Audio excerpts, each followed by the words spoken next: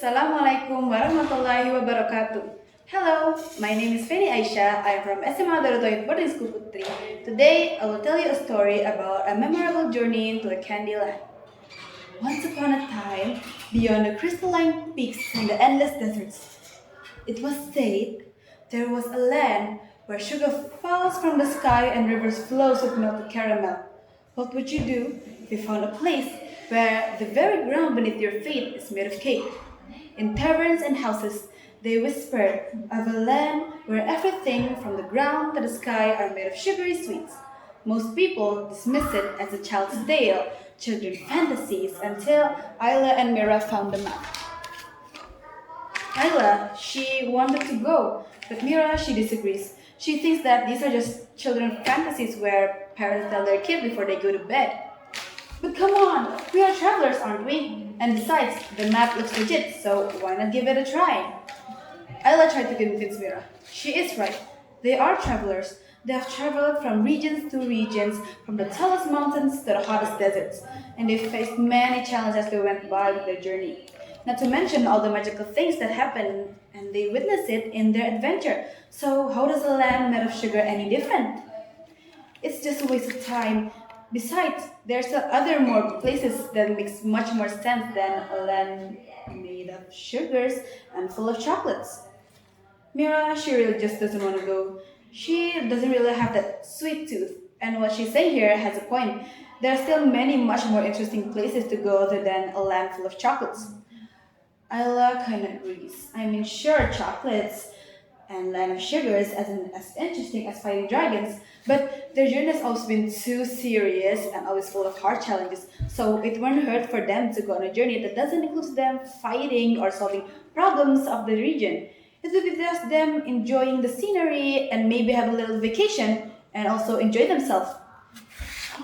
It takes quite a lot to convince Mira. But either way, Mira agrees to go on the journey to Candyland.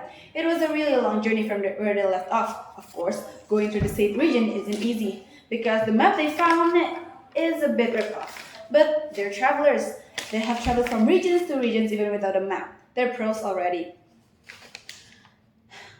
Then, 3 days later, they burst out of the forest. There they stand, their eyes wide with wonder. Before them, a breathtaking landscape stretches out a kaleidoscope of colors. A sugary scent filled the air. Towering lollipops pierce the sky like 100-year-old trees. On the right, melted caramels, and on the left are melted chocolate rivers shimmering through the land. The ground beneath their feet sank slightly, like they're stepping on a sponge cake.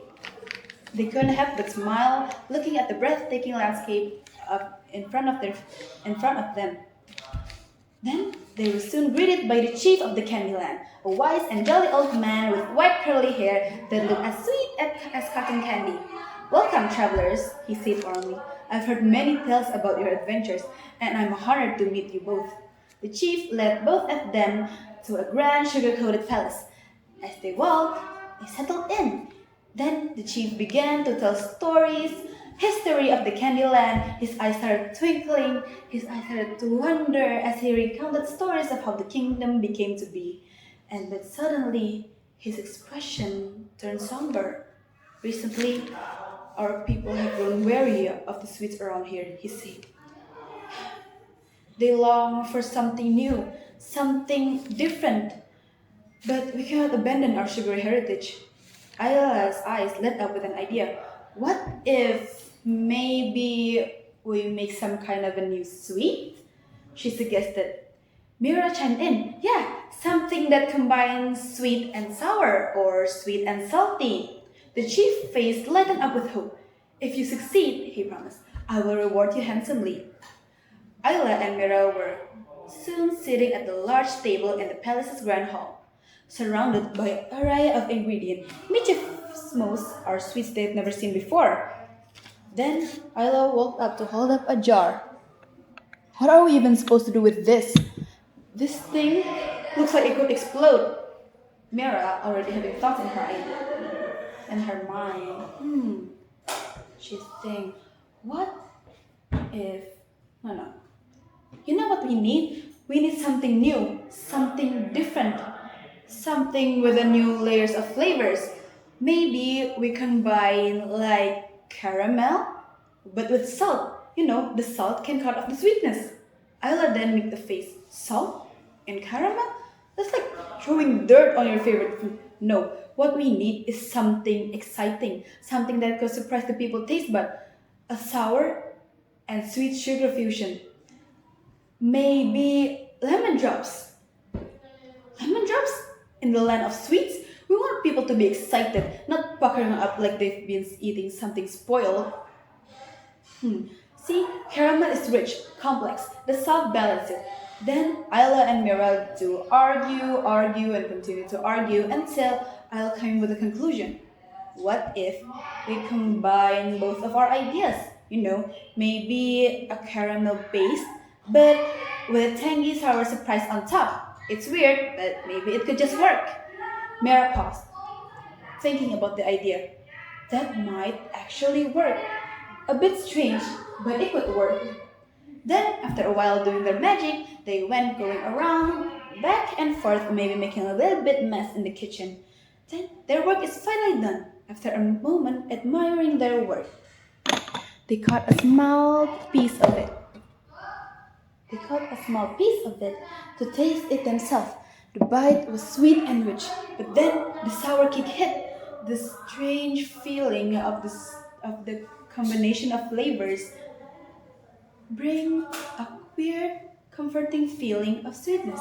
Then they both exchanged a grin, feeling the excitement of creating something new. And after that, they carefully carried the dish into the palace's hall, where the chief and his advisors waited eagerly. The chief's eyes lit up, looking at the tree, glistening with sugars and full of promises.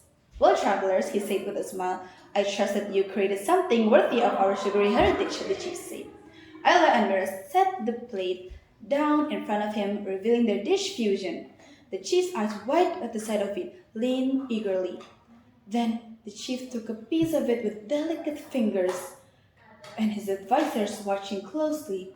There was a silence until this is incredible, he declared. A perfect balance between sweet and tangy. He clapped his hands with joy. You brought something new to our land. This will be a sensation. Our people will cherish it for generations. As promised, you will be rewarded handsomely. The chief turned to them with a twinkle in his eyes. Not only will you receive gold, but I hereby you the grand title of honorary citizen of Candyland. You can come here and welcome here anytime you wish, and your creation will also be known as Traveler's Delight. Ayla and Mira exchanged smiles. Their adventures in Candyland had ended on a sweeter note than they could have ever imagined. The end. Thank you.